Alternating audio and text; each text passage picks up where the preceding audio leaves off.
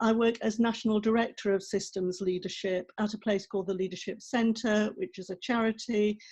Normally we're based in London, but we work all around the country. And obviously since lockdown, we've been doing the same thing, but on a kind of a Zoom basis. But systems leadership, how you lead across boundaries, how you lead in complexity, is very much what I do.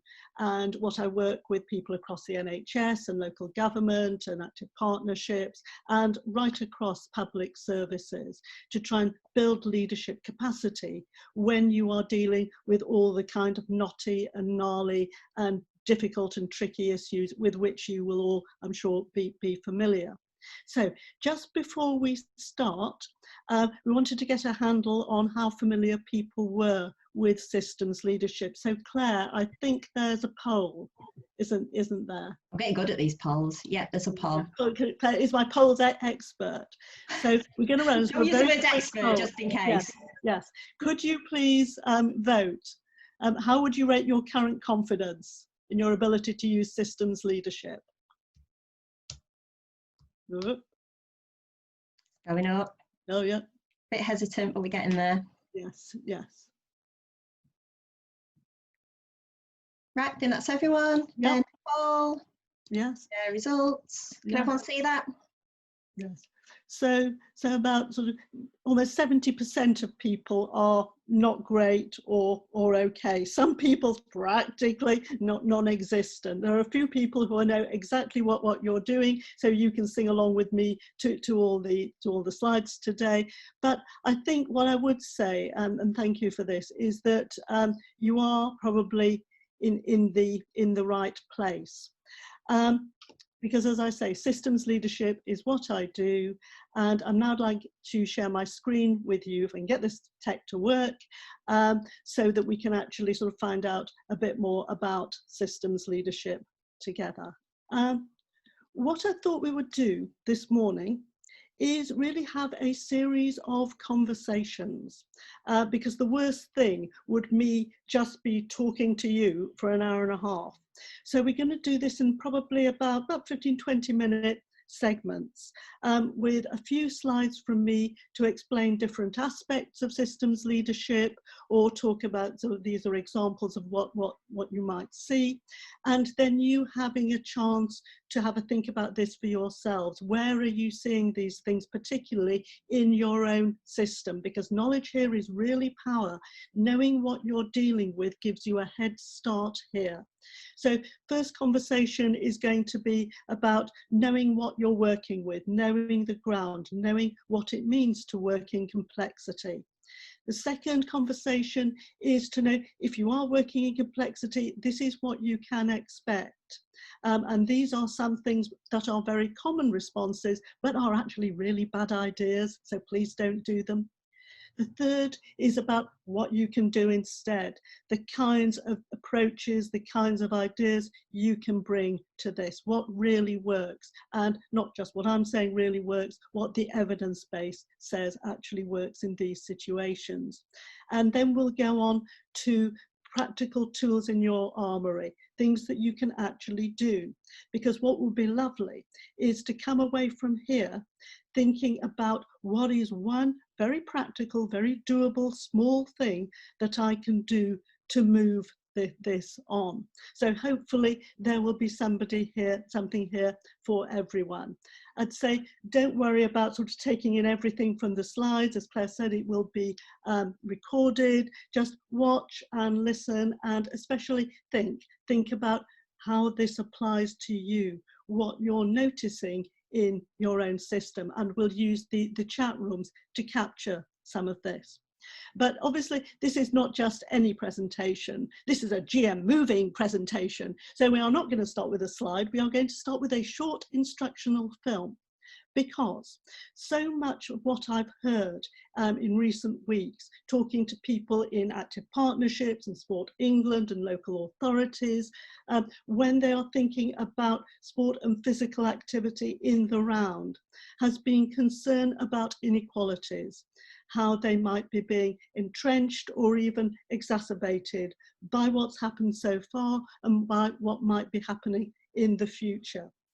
So this is a short, very short film about how inequalities work in practice, in this case income inequalities, not necessarily health inequalities, but I want to use it because it's a great explainer, it's a great illustration of how systems leadership approaches can really help you when a mound of evidence won't. It can help you show people why they need to change their perspectives and do things differently.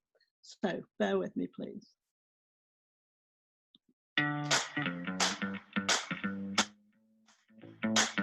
The scale of $1 billion is really crazy. So let's say 1 grain of rice is equivalent to 100K, and 10 grains of rice would be then 1 million.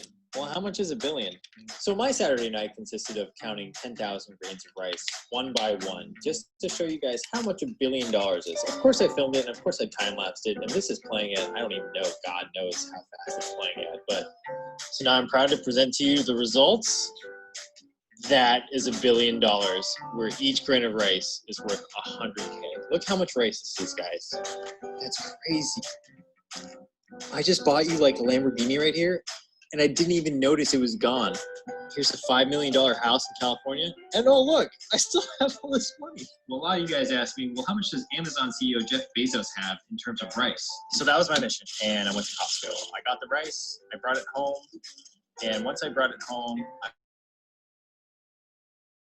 to work.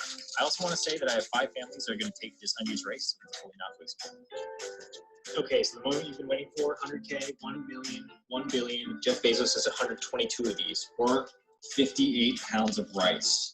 If each grain of rice was 100K.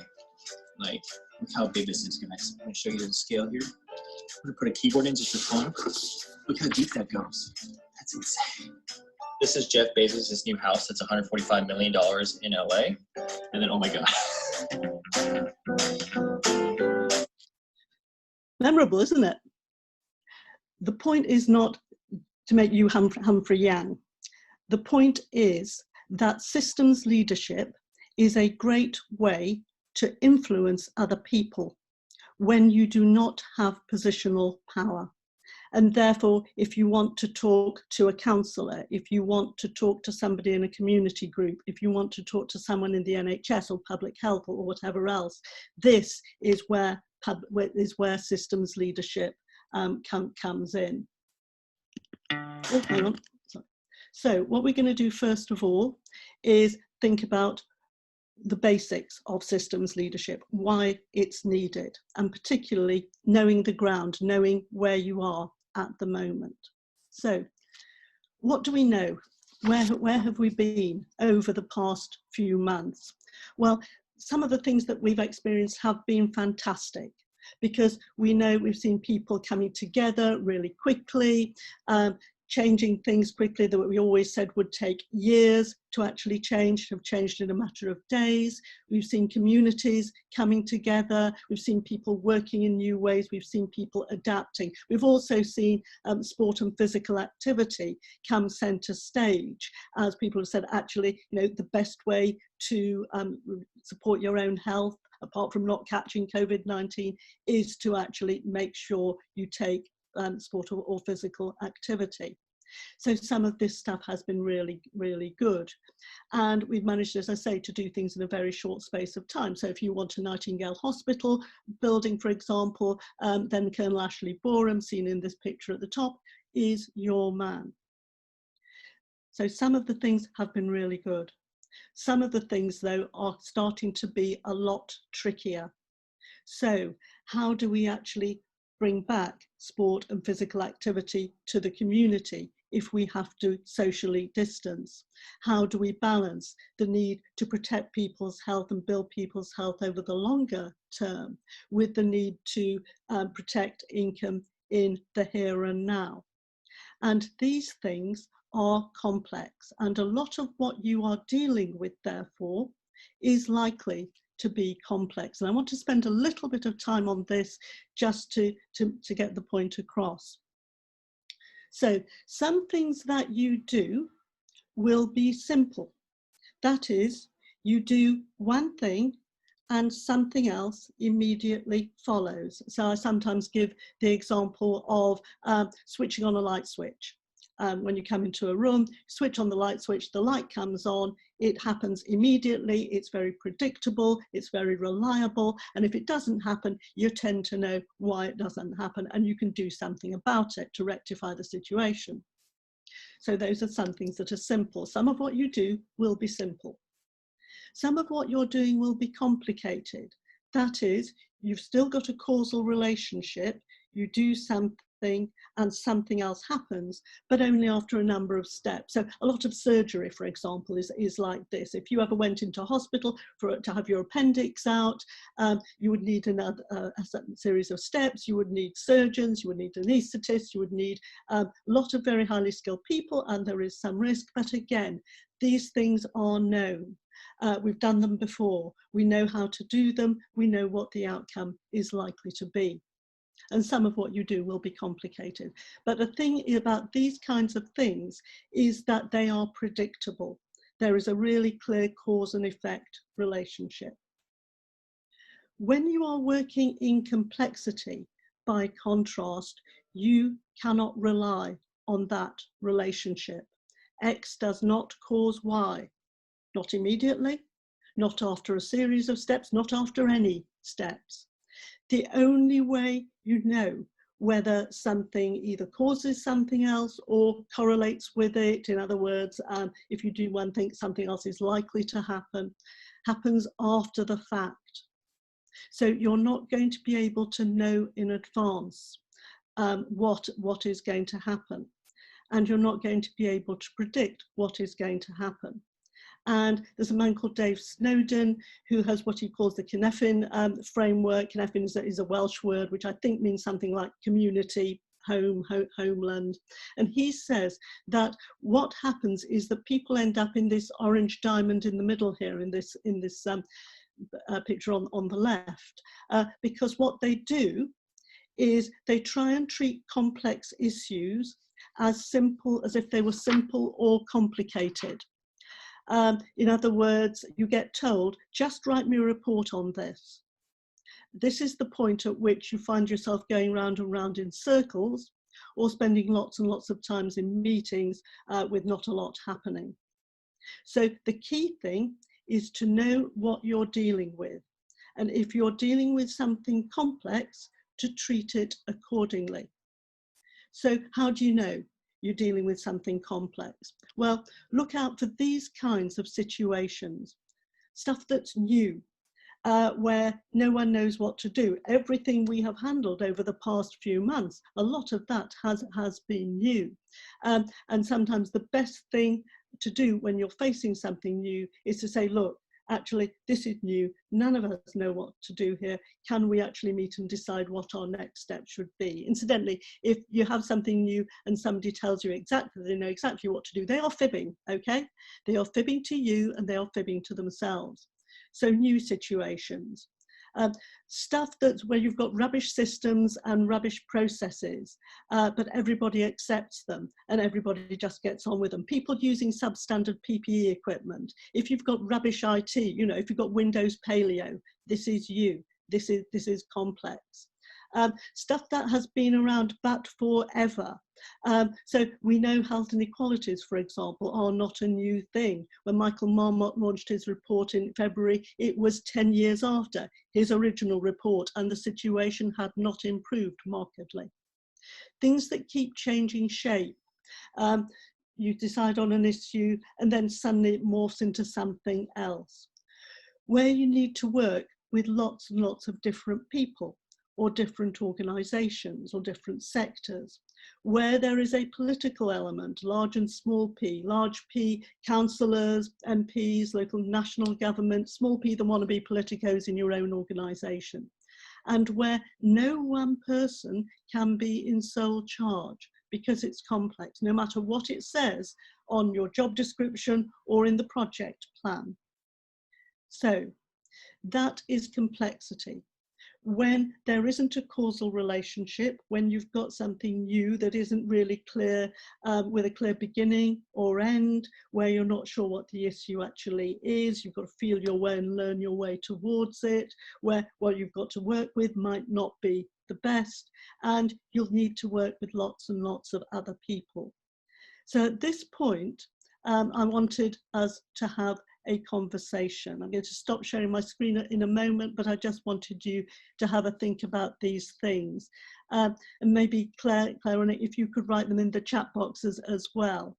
So just have a quick think, and then please write in the chat box, what is complex about some of the stuff you're working with at the moment, or you're seeing right now? So what's new? What might be political? What's been around for ages?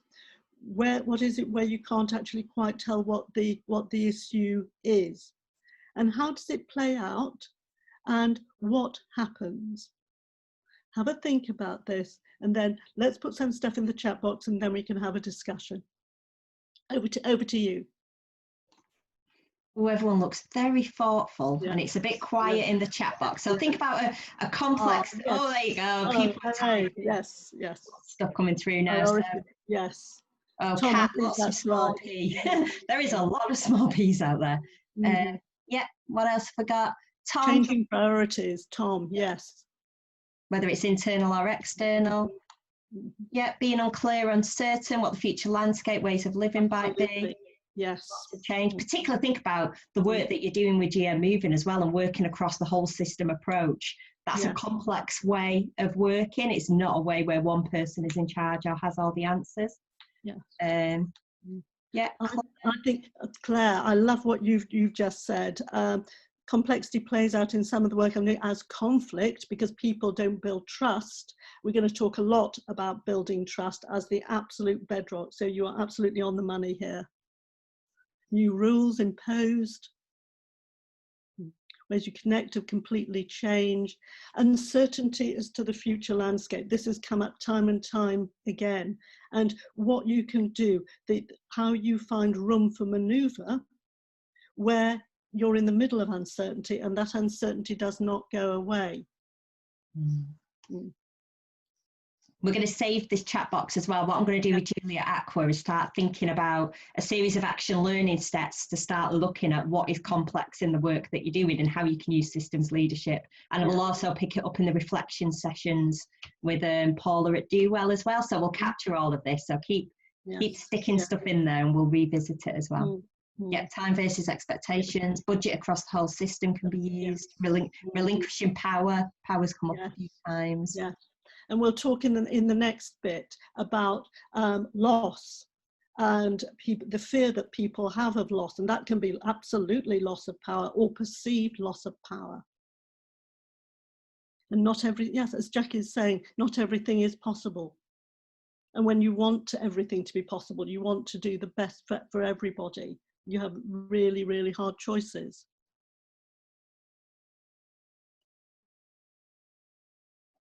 And security of future, as Helen Louise is saying, security of future funding in the face of recession.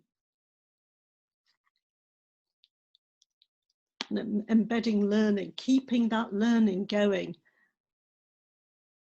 And again, and a related point, Wahid saying not willing to let power go. This goes back to the relinquishing power point. I've seen this a lot, Wahid. I think particularly with the whole heroic leadership thing in the situation we're in at the moment of, don't worry everybody, I've got this, I know what to do, but really trying to revert back to that command and control style of leadership, and it just doesn't work in complexity and when you're working across the system. Yes, and I like, Rosanna, I like your point as well about role versus person and personal relationships. What you'll find is that in systems working, it is all about personal relationships and building those relationships and trust. It's not saying that power dynamics aren't there or don't work, they're absolutely there. But this is a way of parking them just for a bit. And as you say, command and control does not cut this. No. You can try it, but all you'll end up doing is pulling levers and not very much happening. Oh, that's fantastic. Thank you all.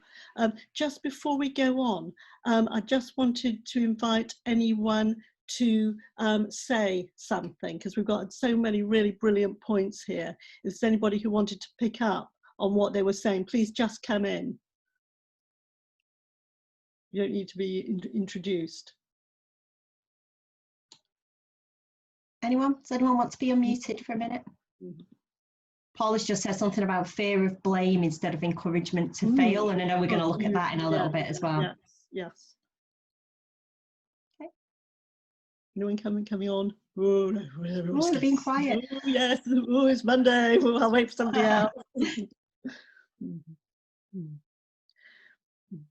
And I like Mike, I like your point about predictability of other organisations' actions as well, because if you're always waiting for somebody else, or if somebody is always waiting for somebody else, it's a great way to avoid work. It's a great way that people can use to avoid actually doing anything. Oh no, we can't possibly do something because we have to wait for somebody else.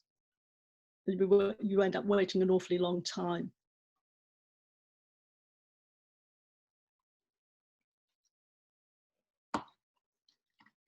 What I would say is hold on to all these thoughts, because they will be absolutely germane to the rest of this conversation, as will become apparent.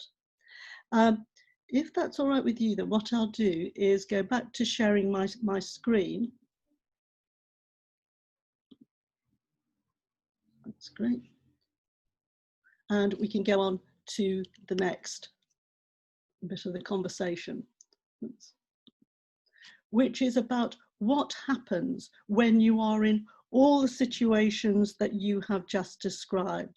So all the situations around sort of uncertainty and unpredictability, and the way that infects, like a miasma, the entire system, where things start being played out in terms of conflict, where people revert to roles rather than thinking about building personal relationships, where you have to have honest conversations as well about the trade-offs that Jackie was talking about.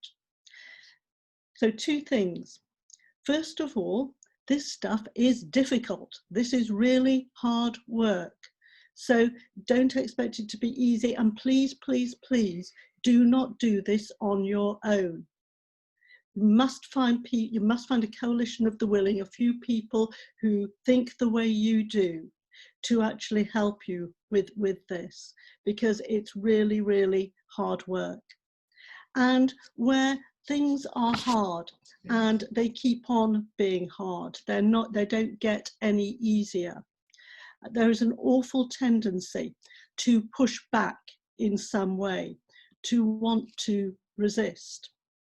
There are a couple of evolutionary biologists, originally from Brazil, who have likened a system to a simple animal, to an amoeba. So this here on the left is Barry, as you can see, shortly to Barry and Larry, amoeba. Now, Barry, as you can see, isn't very bright, but he can move around, he can feed, he can, as you see, reproduce, and crucially, like any system, Barry is adapted to his environment.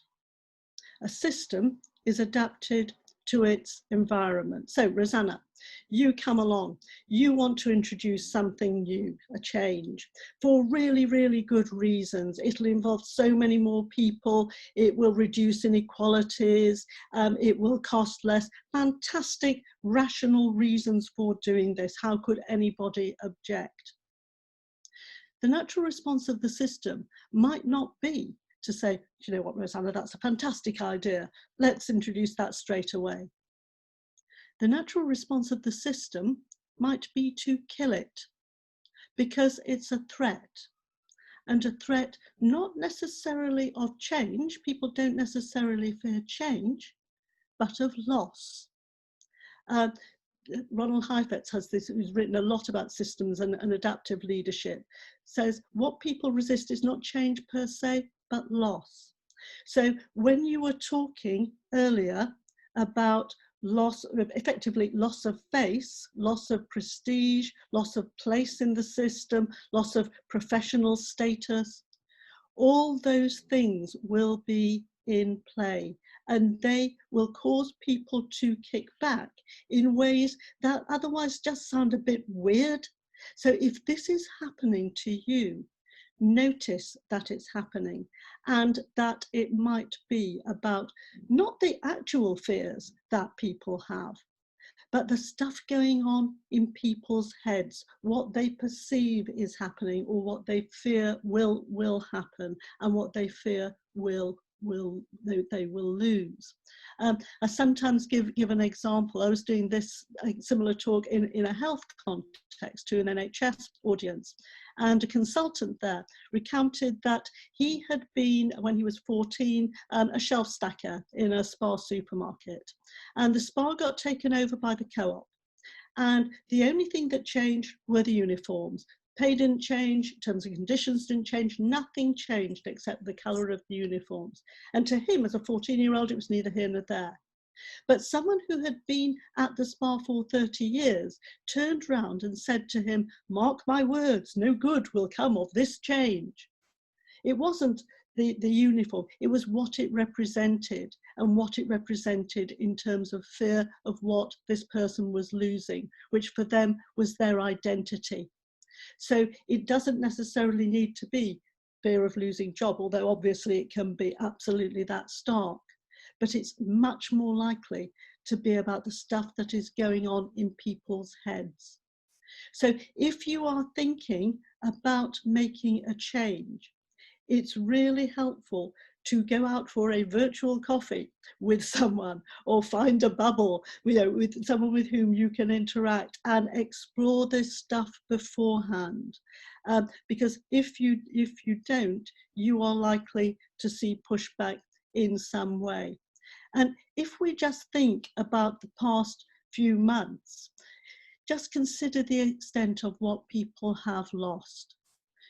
Every certainty anyone had has just been wholly upended.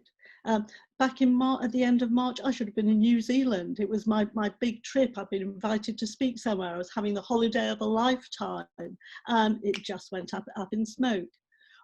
Every plan I had, including with GM Moving, to hold face-to-face workshops, just completely gone. And locally, everything you had around Greater Manchester, what would be happening, what hasn't been happening, it's completely discombobulated pretty much everyone I know. And in some cases, those losses have been deadly. I've put up here BAME groups 2 or 3 times more likely to die of COVID-19. We've all seen the PHE study recently. And for BAME people working in the health and care services, the rates of infection for COVID-19 are far, far higher than for white counterparts. So don't underestimate what people have lost. And when people lose things, you will tend to find resistance in various ways. And these are a few of them. And the key thing, again, forewarned is forearmed. This is about knowing what you are seeing and not just filing it under B for balmy or W for weird. This is a form of work avoidance. People not wanting to engage with complexity, or trying to push back because they either fear loss or they perceive it in some way. So things to watch for. Deflection tactics, really, really common. So Black Lives Matter, for instance, is about sort of fundamental injustice and righting historic wrongs, and systematic discrimination. But suddenly, it's not about any of those things, is it? No, it's about statues. I mean, the Daily Star has been having the most fantastic pandemic ever. Its headlines are brilliant. So it has its free inside historical statues for every reader.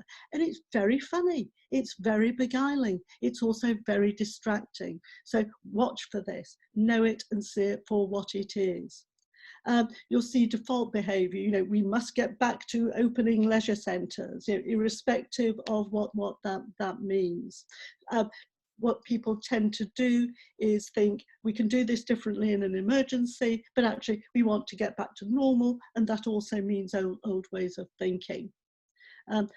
Third thing, absolutely surefire sign of people wanting to avoid real work is obscure language. And I just picked up, in fact, this is the latest Private Eye, and there's a lovely example of this. It comes from The Sun, actually, a woman called Rebecca Brooks, who's like the chief executive of The Sun. And she's sent people this, what they call spectacular Bert speak of a strategy document. And it actually says, and I just want to read, we need to fast forward our transformation program towards a digital future and build on the future-proof work. We need to transform ourselves and leave legacy ways of working behind. Basically, that means brush up your CV, but you get the idea. Sorkin's law, okay? Sorkin's law. If it sounds like guff, it probably is. Notice it for what it is, and if you can, call it out. And this can be really difficult because you don't want to be the only person in the room who's saying, excuse me, I don't understand that, can you explain it? So be very tactical about this beforehand. You know, work out what you and a group of, your coalition of willing, a group of friends is going to say about this. So one of you says, can you please explain this? And somebody else comes in immediately. Yes, that would be really helpful. So it becomes harder to push back. But I have seen so many people in meetings saying, I really didn't understand what any of that was about, but we just sat there anyway. And that's very, very common. I think it's actually quite common in Zoom and Teams meetings as well. So anything you can do to push back, please, please do. Because if we're working in complexity, we need to be absolutely clear what we mean by something and what somebody else means by something as well, because people can mean different things, especially when they are using the same words. Other things to watch for, doing the wrong thing busily. You know, some people make a career out of meetings, and I have noticed since March that the advent of Zoom and Teams means that some people think they can do back-to-back meetings all day long, and they don't need to do any actual work, or somebody, you know, it'll happen at some other time. So push back against this, push back against the endless meetings. So they call this governance as domestos. Governance in this instance is like domestos because it can kill any known initiative stone dead if applied at the wrong time. I'm not saying don't have good governance. What I mean here is, if you suggest something, I just want to try this out, and what you get is, that's really interesting, can you tell me the terms of reference? Can we have a steering group on this? That kind of governance. Nothing to do with governance, and certainly nothing to do with accountability either. Denying a problem exists, and shooting the messenger as well. You don't need to shoot very many messengers before everybody gets the message. So know these things for what they are. This is not an exhaustive list, but it's pretty common. And you're likely to come across at least one or two of these things when you're working in complexity. And when people are working in complexity and things aren't working out and they're pulling levers, they're in that orange diamond, they're pulling levers and not very much is happening, you tend to get common responses. Recognize and avoid these if you can, because they do not work. They're very tempting, but they really don't work. They're a great way of filling up time, but they're not going to help you get to the next stage. So, in complexity, your job is not to provide answers. In complexity, your job is to ask questions and to keep on asking questions, because A, there will always be something else to find out, and B, it's a great way to get people to change their own minds. One of the most infuriating things I ever found in life was that actually there was very little I could do to change how people thought, really. very little. I couldn't really control people at all. That is so annoying. But what I can do is ask them questions which make them in turn question the premise of their own thinking. And that is the way to get a counsellor, a doctor, a pharmacist, or whoever else to actually change their mind so that you don't have to. So try not to jump to solutions, keep asking the questions, because there will always be something else to trip you up. The more you know, the better in complex situations. Second thing not to do is to play the blame game. I'm indebted to Keith Grint for this slide. This is one of my favourite slides. You've made a mistake. Will it show? No, bury it. Problem avoided. You've made a mistake. Will it show? Yes. Can you hide it? Yes. Conceal it before someone else finds out. Problem avoided. You've made a mistake. Will it show? Yes. Can you hide it? No. Can you blame someone else? Yes. Get in first with your version of events. Problem avoided. But that's the point. It's avoided. There isn't learning. There isn't recognition of what's actually happened. So blame games are a great way of hiding stuff so that nothing gets learned, and then the next time something happens, it will blow up even more. It's very tempting to blame. We like blame in this country. It's really cathartic. You know, let's point at someone. Let's point at Public Health England. They got it wrong. We like blame. Try and avoid it if you can. Much better to inculcate a learning culture where you are than a blame one.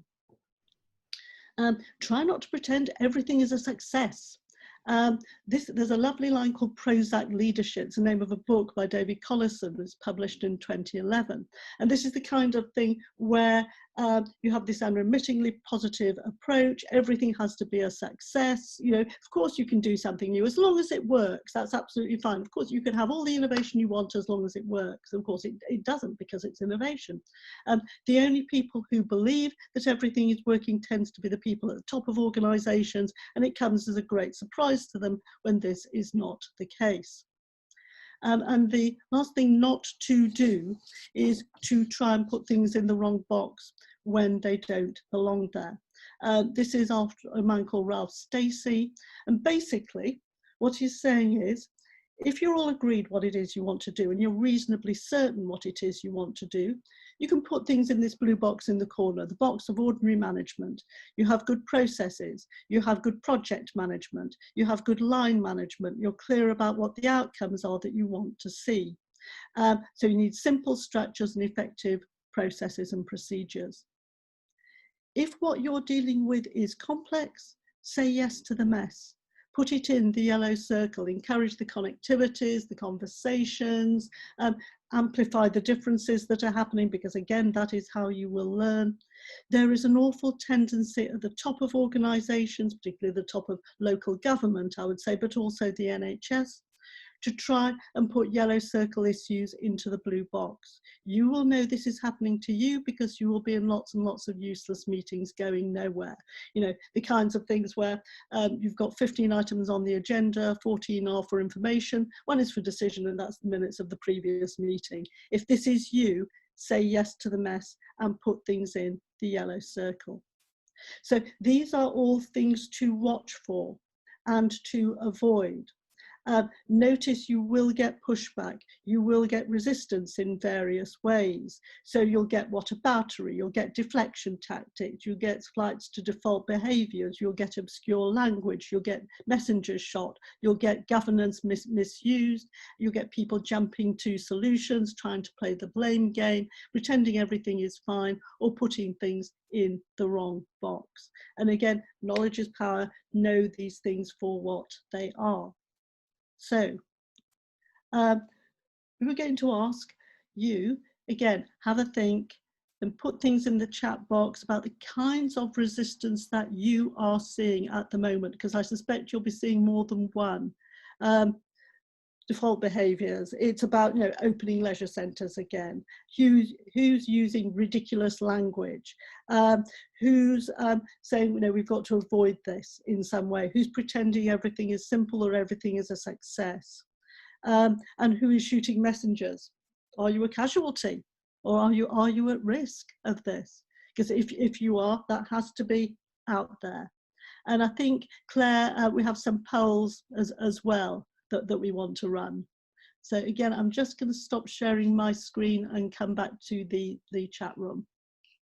Just bear with me. Claire, did you want to run the polls first of all at this stage? Sorry, I couldn't find my unmute button. Yeah, I think it sent you a message as well saying, don't forget the polls. No, I haven't got the polls. You beat me to it. I've got a poll. Yeah. Right, poll 2. Launch polling. So, kind of thinking and noticing what kinds of, now you're a bit more aware of it, what kind of resistance do you think you've noticed or experienced through this work, through GM Moving, through the local pilot, working across systems? Deflection, defaults, obscure language, work avoidance, endless meetings. I saw a fab tweet from someone a couple of days ago, I can't remember who it was, saying they thought they were in the meeting, but they realised they were in the meeting to plan for the meeting and no closer to actually having the conversation that they needed to have. Governments as domestos, no. Yes. Process leadership. Yes. Endless meetings, yes. It's building up. Yes. Few more. I think we're up to about 18, 22.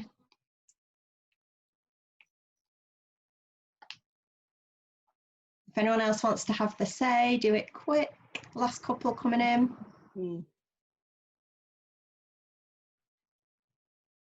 32. Right, I'm going to end the poll now.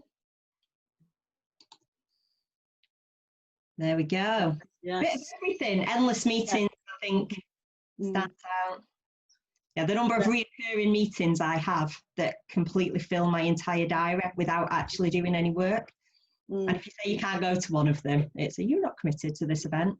Yeah, deflection, obscure language, avoidance. Yes, yeah.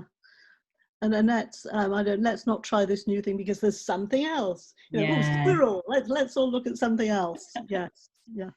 We've got a new strategy coming out. Let's just wait for that. And I'm very pleased with Rosanna saying, I need to be braver about recognising, I'm going to quote, my own bullshit and default patterns. So we are going to have, I believe, a second poll. We are going to have a second poll. Yes. As soon as Claire figures out how to do it. Shop Sarah poll 3. So being really brave, what are we willing to admit to? Now that we're recognising this as forms of potentially resistance, what are we guilty of ourselves? And they're a bit slower with this. No, it's a little bit. Oh, look at that. The results were coming in quick last time. It took them a few minutes. And again, it's not about judging. There's no judgment. It's about how do you start to recognise this for what it is. There's safety in endless meetings where you talk about things over and over again. Absolutely. You know? And it's the way we've been taught to do work as well. Yes. And it is all anonymous. Whatever you fill in, no one can see. Don't panic, it's anonymous. Or is it? Claire's there making notes. No, I could just see numbers increasing before me. Yes. Like I said before, Debbie, I sit myself, work avoidance. I'll sit down on a Friday and I'll go, oh my God, I am absolutely exhausted. That week has been so busy.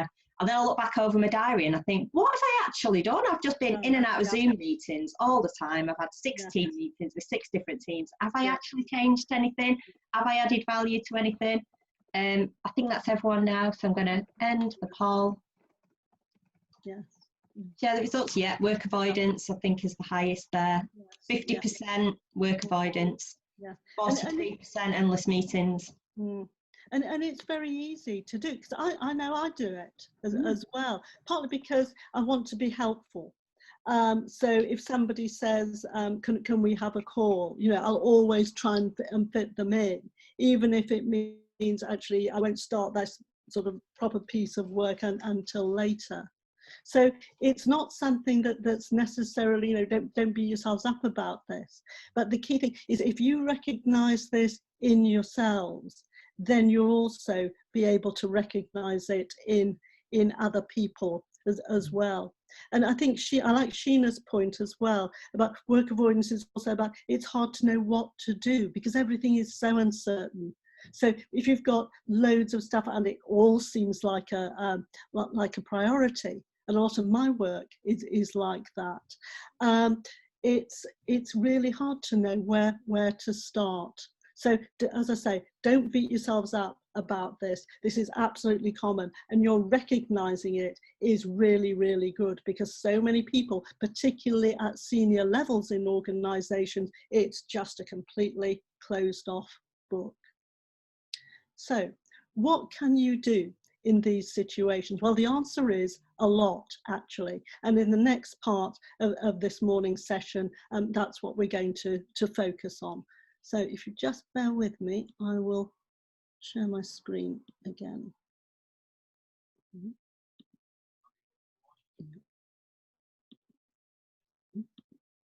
So what can you do?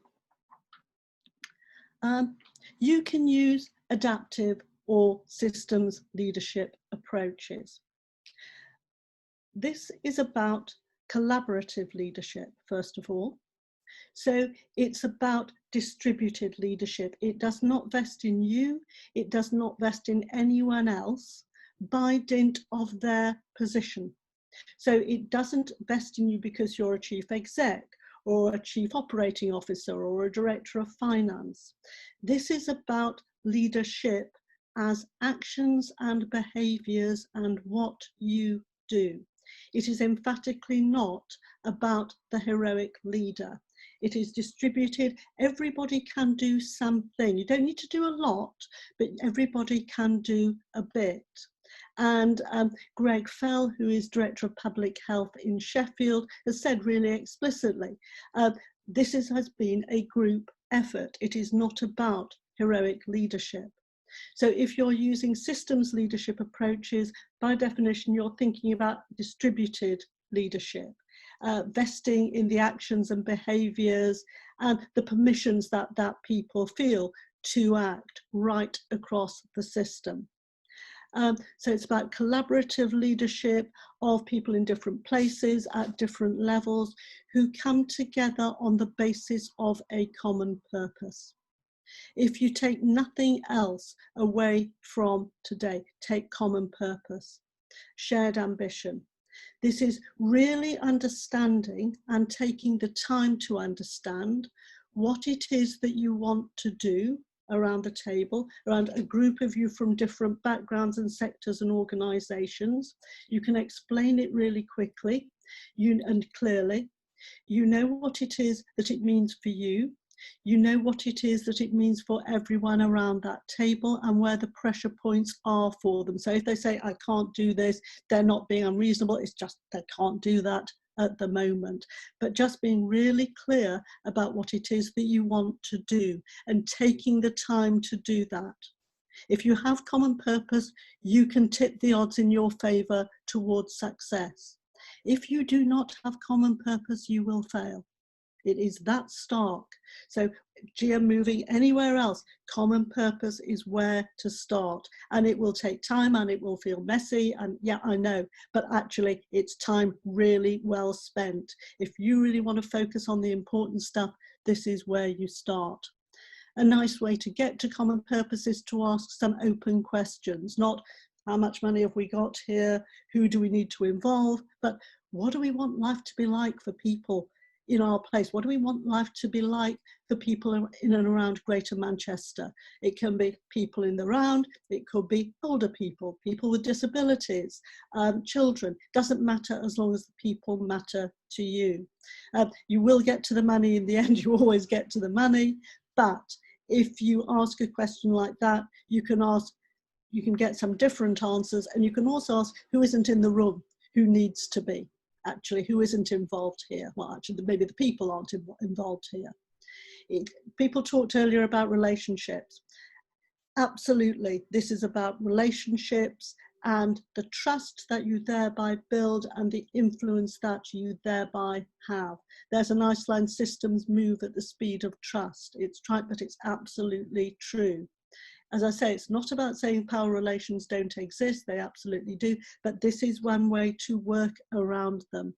So think about who the relationships, what the relationships are that you have at the moment, and who you might want to build them with. And we'll come on later to some of the tools and techniques you can do to help you identify that and help build the relationships. It's also about small steps. You don't have to do anything all at once. You know, this is not da-da, we are now in the radiant future.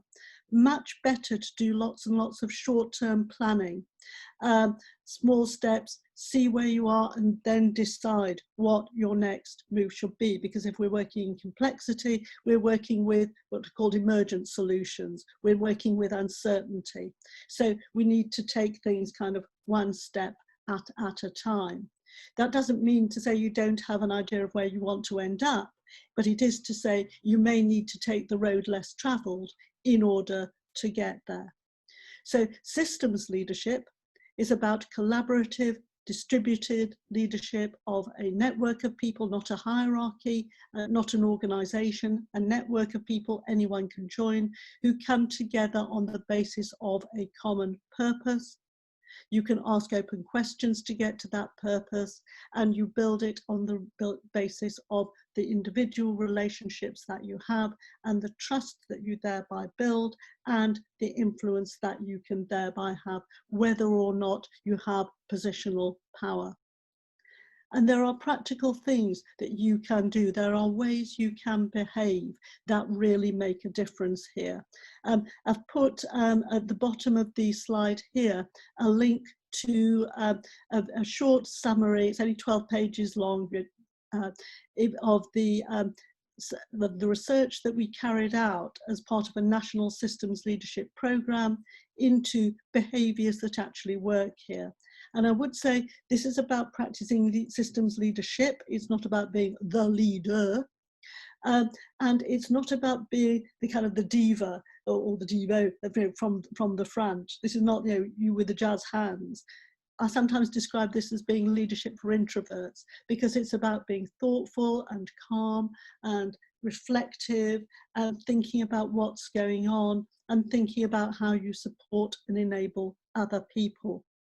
And you can practice these behaviours. It's really worth giving that report a read to see how people actually worked in these situations. Some things that really work here. I want to refer back to Jackie's sessions, because it's so fundamental to ground things in your values. You are not doing this because it's a job. You're doing this because you know it's the right thing to do and it's congruent with your values, which might mean having a walk away point as well, which is why all the work that we've done on your personal values, non-GM movings values as well, is so fundamental here. Sometimes it's good to get off the dance floor and onto the balcony, by which I mean stand back a bit, think about what's actually happening here. Who's dancing with who? Who's working with who? Who isn't connected at all? Who's standing around the walls waiting to be asked? Who's in the kitchen doing the washing up? Who's outside not being let in by the bouncers? What is actually going on here, and what can I do to bring people together?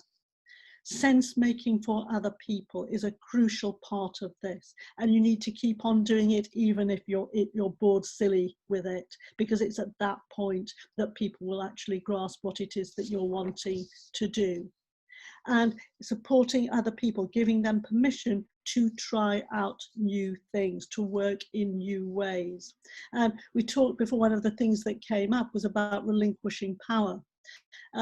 This is about relinquishing power, or at least relinquishing leadership, saying, actually, you are in a better position to do this than I am. And a nice example of this, because you can come out with some very, very different solutions, happened in Calderdale. Their public health wanted to improve levels of physical activity with schoolgirls, particularly secondary school girls. People did a lot in primary school, but at secondary level it just fell off a cliff. So they started out thinking, we're public health, we know about this. People will want aerobics, schoolgirls will want aerobics and Zumba, because that's obvious, isn't it? And then they did a great thing. They got off the dance floor and onto the balcony. They asked, who isn't in the room here? who isn't dancing? Well, the schoolgirls weren't. So what they did was to train them in research methods and get them to do the research. And so they ended up not with aerobics and Zumba, but with Taekwondo and boxercise. And that is still going on. And they would never have got to that solution on their own.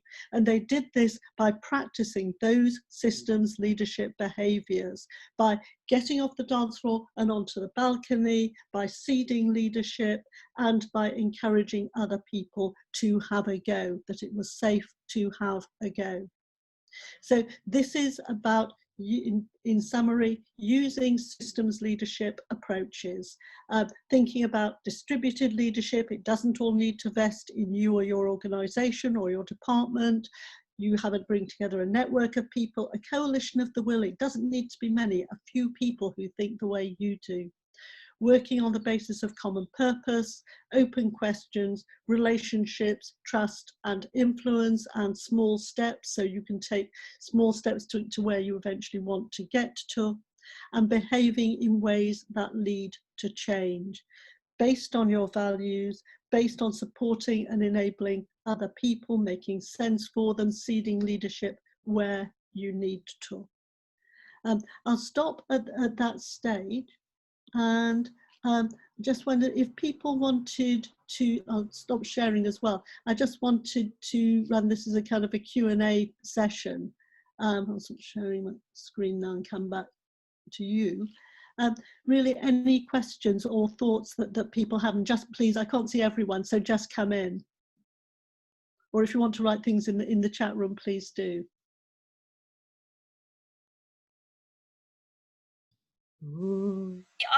Oh, thank you.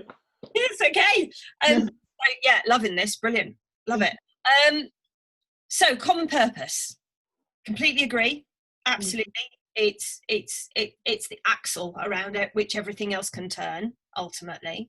The thing that I keep arcing back to in my own mind is there a systems leadership-y way of doing that when we know that people hold fast to their own certainty, and they resent loss, and so from an evolutionary point of view, you don't want to lose anything because it represents investment. You put time, energy, blood, sweat, tears into getting here or being able to wear that uniform or whatever it happens to be. You don't want to let go of it very easily. Yeah. So there is. You get to the language of common purpose, because here's this worldview and here's another worldview where I am, because I can see the future. And how do you do that then? Yeah. What I would say is, Jackie, don't go away, because in the final session we are going to talk about just about that. Oh, okay. I've rushed ahead again. Thank you. But it is about getting people to take their organisational hats off, or the hats that they wear when they're making all these assumptions. Because if you just do it on a, I've got this and you've got that, and you do it as a kind of a zero-sum game, it'll never actually work. Because people will always be looking for something else. So, I mean, what I'm going to suggest is not the only way to do it, but it's a really useful tool in order to get people just to park their their treasure in a way. Yeah.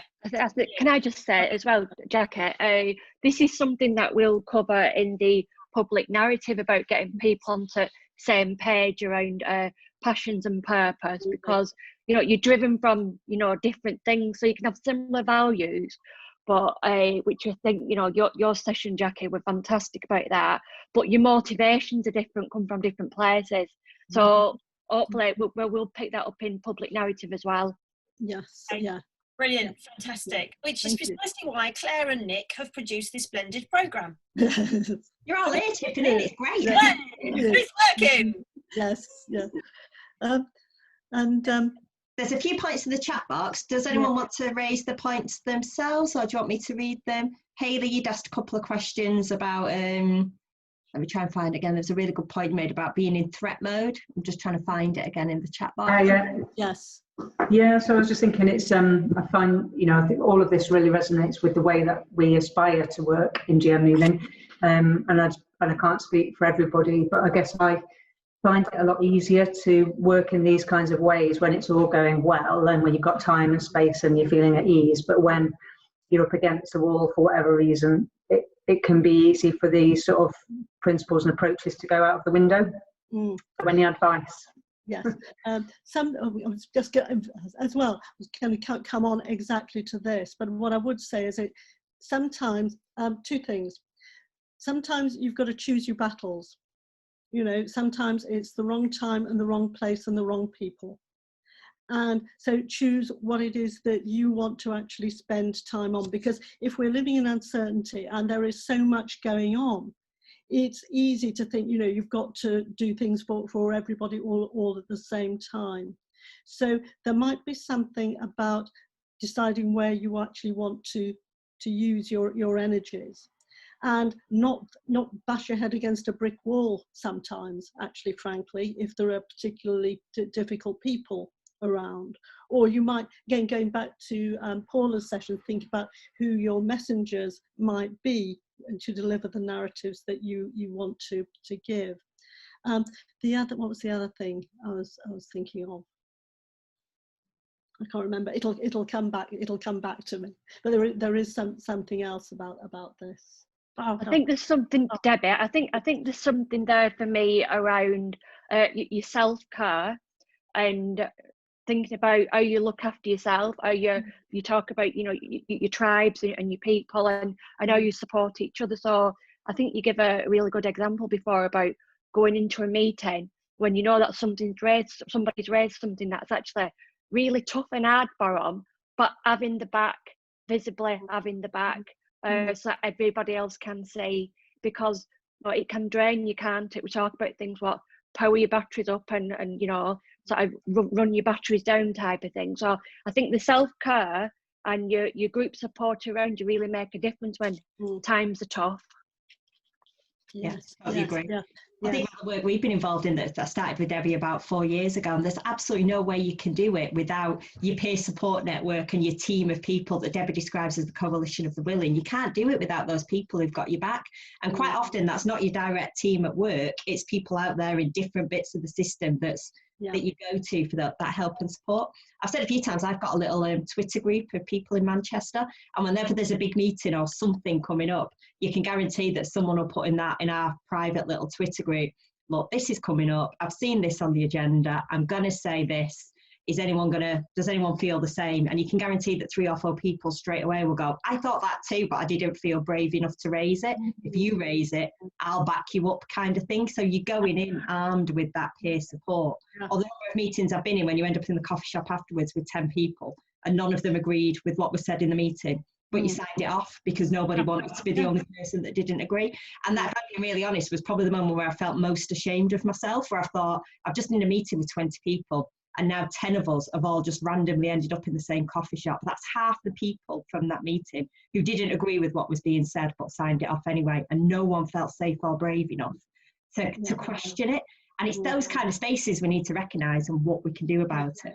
Yes, absolutely. It goes back to just knowing what you are dealing with as a starting point. I just remember, just before we go on, the other thing I wanted to suggest, Hayley, and that is you can be quite Machiavellian about this. Sometimes it is about feeding the beast and writing a report, because the point is not the report itself, the point is the act of reporting.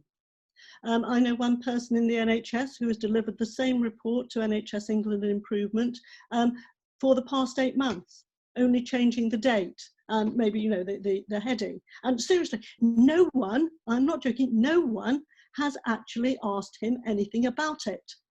Because the point is not what is in the report. The point is this kind of cargo cultism about reporting. So it might be thinking about, how do I play these people in the system? How do I give them just enough to feed the beast so that I can concentrate with my coalition of the willing on what interests me? So it is Machiavellian, but I would say have a go, have a think about this, because we all have a limited amount of energy, and there are all things that we really want to do that are consistent with our values, and it's worth actually thinking about, where do I want to spend my time. And this is probably a good jump off point actually for the last bit of the session this morning. So I'm just going to go back to my screen. There we go. Which is about tools in your armoury.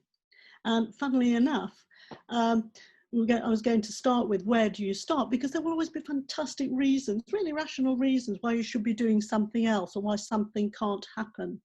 There's a lady called Helen Bevan who works in the NHS, and she has a nice line, I think it's a Native American line originally: if your horse is dead, get off it. Sometimes your horse is just dead, and no amount of defibrillation is going to bring your horse back. Sometimes it is the wrong time and the wrong place and the wrong people. Culture is key. History is key. Those two things often go together. If you have a culture of toxic relationships or a history there, you've got to deal with that first of all, or agree to park it for a bit. Don't try and ignore it. And the key is to hold fast to common purposes and values to keep people going over the long haul. And you're not stuck. It doesn't matter where you start as long as you do something.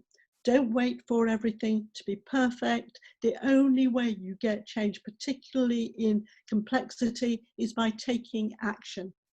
And giving people a bit of agency, a bit of permission to try something out, try sometimes what's called a fail-safe experiment, a little way of working that's not going to bring the house down, but is a new way of working. And this is why you need distributed leadership.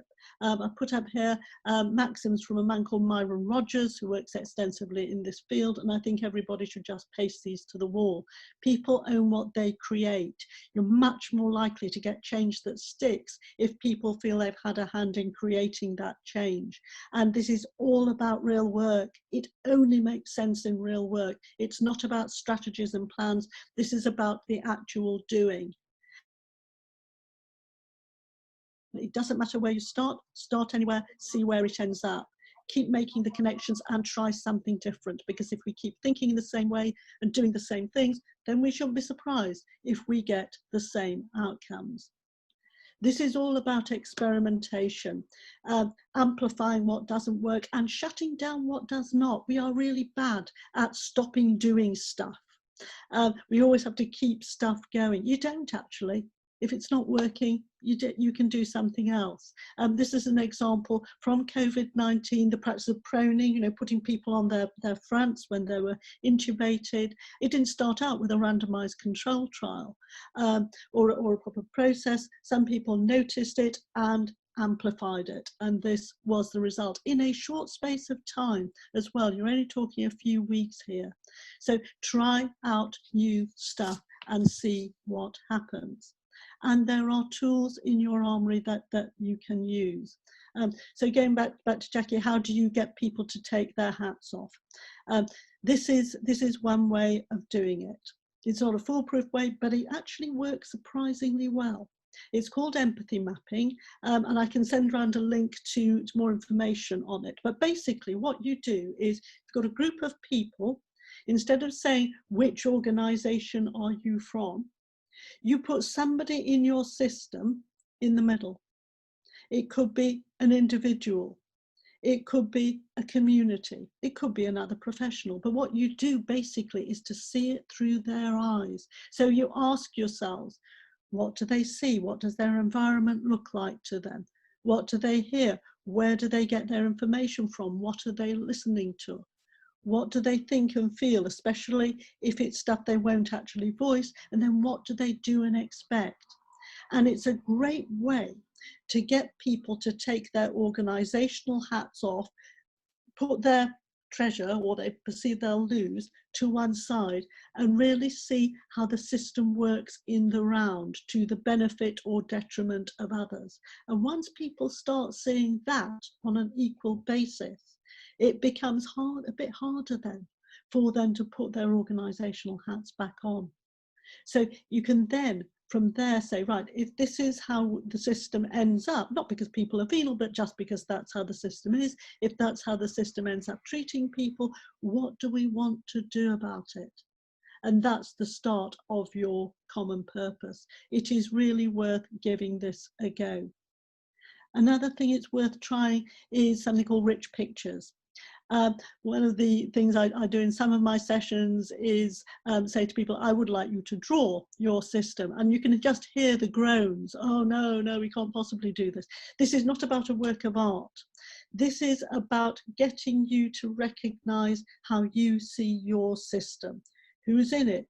Who's central? Where are you? Where are your allies? Where are the people who would be in opposition to you? It doesn't need to be beautifully drawn. Stick people are fine. Symbols are fine. So we've had sharks in some of my sessions. We've had Darth Vader. We've had Munch's The Scream. One guy actually once stubbed an apple with a fork. I think he was having personal problems. But anyway, the point is that this is a really good way of working out how the system looks to you, where you see the big barriers as being, and therefore where others might help you. And it's also very good to do this in pairs or in groups, and getting each other, just not to critique, but just to say, that's really interesting. Why have you used those colours? Why are these people over here and not over here? It just really kind of brings to mind what is actually happening in your system. And then you can say, actually, I want to get to these people next because they're the people I want to influence. And one of the great ways to influence people, and I'm not going to spend a lot of time on this because I don't want to steal Paula's thunder or Joel's thunder, is public narrative. This is a fantastic way, it's a skill that you can develop to actually show people not just what is happening, why it's important to you, but actually why they should take action on this now. So it's not just storytelling in the round, it links back to what Jackie was saying in her storytelling session. It's stories to a purpose, to help people join with you in action and to be really clear about what your stories are. Have your stories ready. You never know when you're going to need them.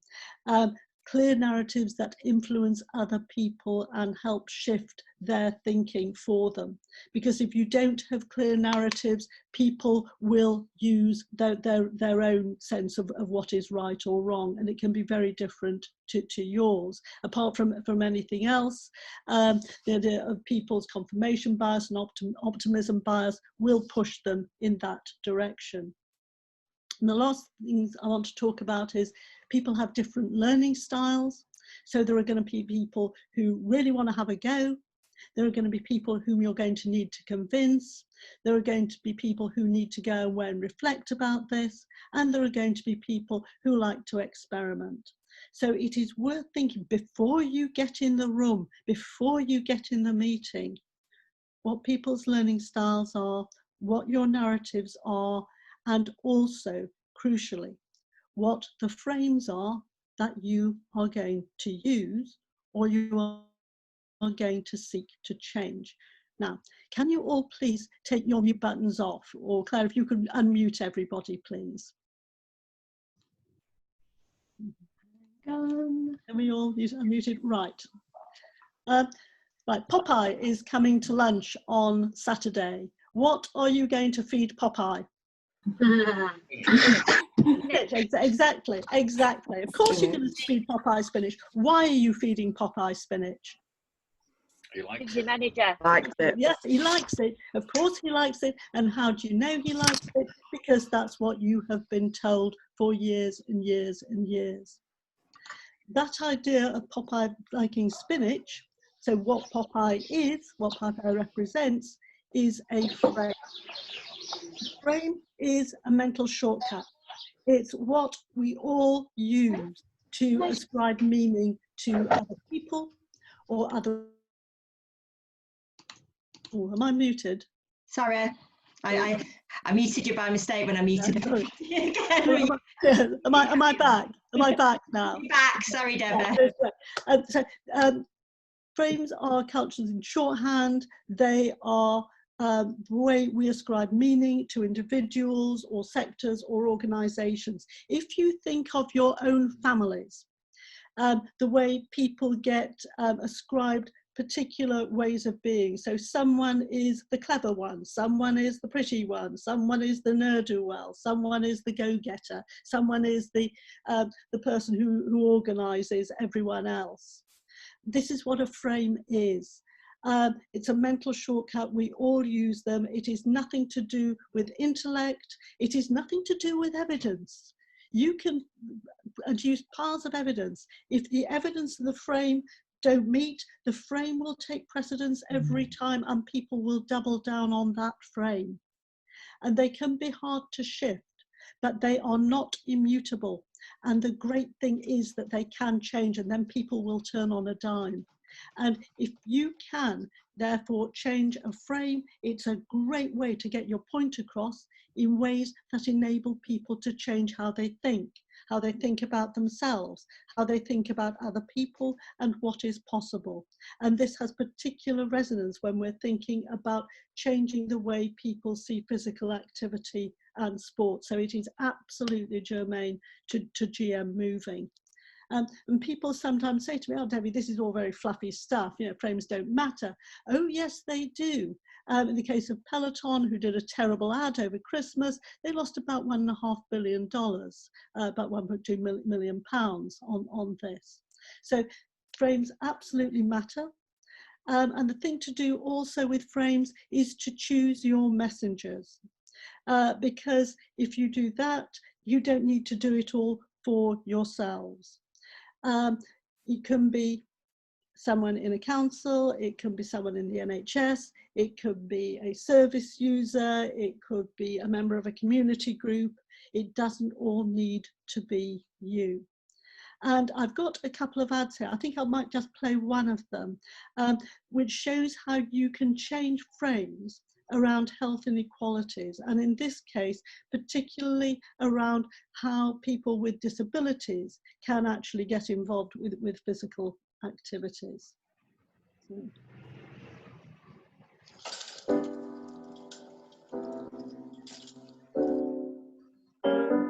That's life. That's what all the people say. You're riding high in April, shut down in May. But I know I'm gonna change that tune when I'm back on top in June. I said that's life, and as funny as it may seem, some people get their kicks stomping on a dream.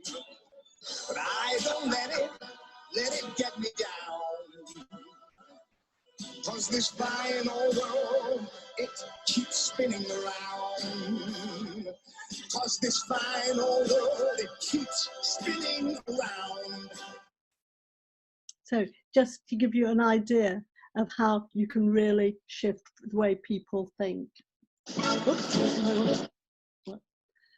The other one instead is worth looking at as well. It's about shifting frames around sort of class, and particularly for physical activity for women as well. So last chat. What are just a couple of minutes, what are the frames that you're seeing at the moment, and how might we shift them? Again, just put stuff in the chat box, and then we'll have a bit of a chat about some of them, or at least look what's there. So are you seeing it's expensive? I need to be online. It's only for people who are already sporty or fit or young or glamorous. It's for people who are middle class. Actually, people are worried about feeding their families at the moment, so it's not an issue. What are you seeing at the moment? You know, just stop sharing and come back to the chat room.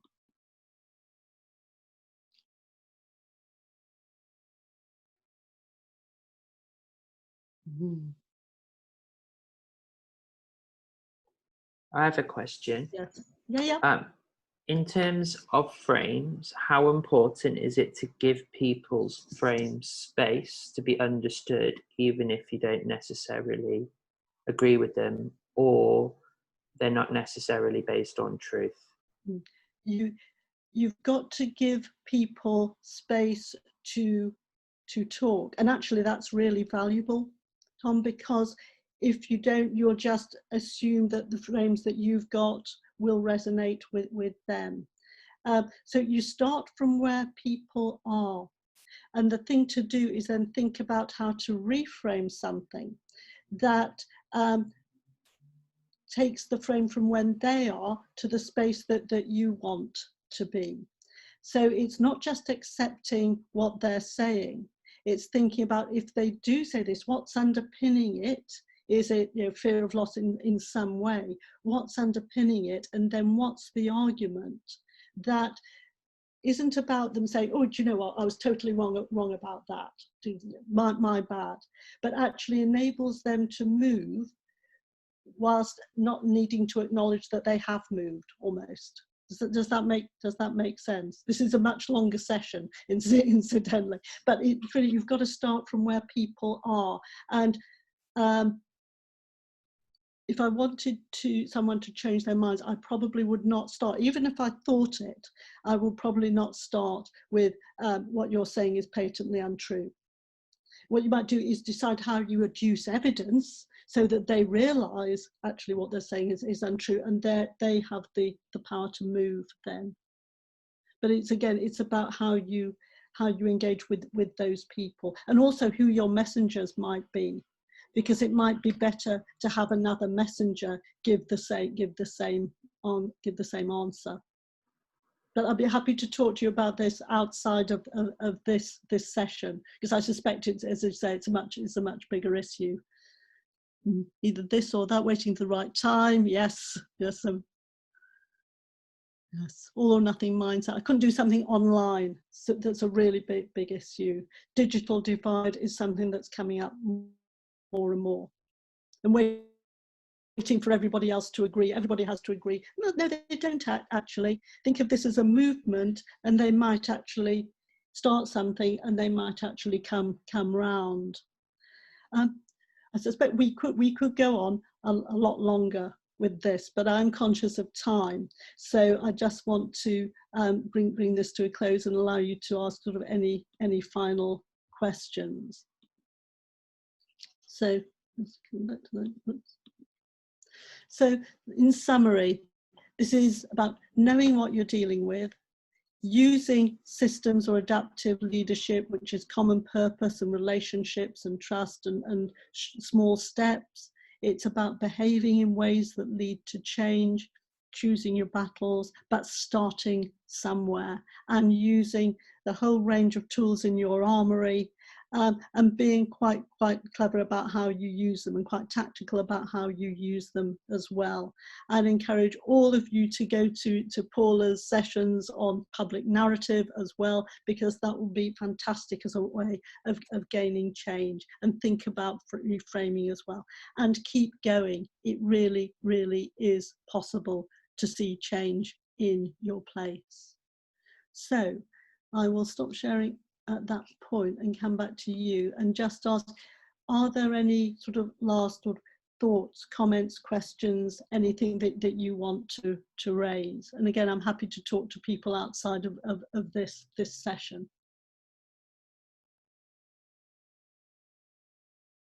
It's all very quiet. It is. Any last minute questions, anyone? Yes. Yeah. Let's see. Yeah, we are going to send out the slides and the recording as well. It'll take a few days just to tidy the recording up a bit, but we will get that out as soon as possible. And like Debbie said, the next sessions will be around public narrative and online reflection. So we'll agree those dates and get them out to people ASAP. The purpose of the online reflection is to make sure that we've got kind of safe spaces just to have a chat through this kind of stuff, reflect on what we've learned so far and what we want to do next. In line with this approach as well. Yeah.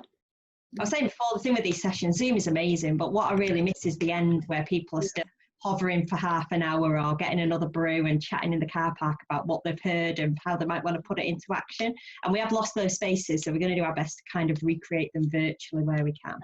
Yes. And just to say thank you so much. Thank you so much for staying, and thank you so much for all your sort of thinking and questions as well. Really, really enjoyed it. So thank you. Okay. Thank you, Debbie. Are we redoing the initial question? Oh, the poll. Oh, yes, yes, you're right, yes. Oh my God, I forgot about that. Well done, Paula. Oh, yes, thank you. Yes. So bearing in mind that was a 90-minute session that we'd normally do in a full day, in terms of your confidence, has that helped anybody feel a bit more confident around what we mean by systems leadership? And like we say, in the future, we're going to be looking much more into how we turn this knowledge into practical action and how we identify some of those complex issues that you raised before. Got a couple more people left to vote. Okay, I will end that polling. Yeah. Oh, that's really good. Yes, I'm very pleased with that, because the practically non-existence and the not greats have gone, and even the very highs have gone up a bit. So I'm really pleased. Thank you all very much. Fantastic. Just making a note of those. Right, thanks so much, everyone. And like we said, we're going to be picking up all of these in the future as well. This isn't just one session we're going to descend in a Zoom room and never talk about again.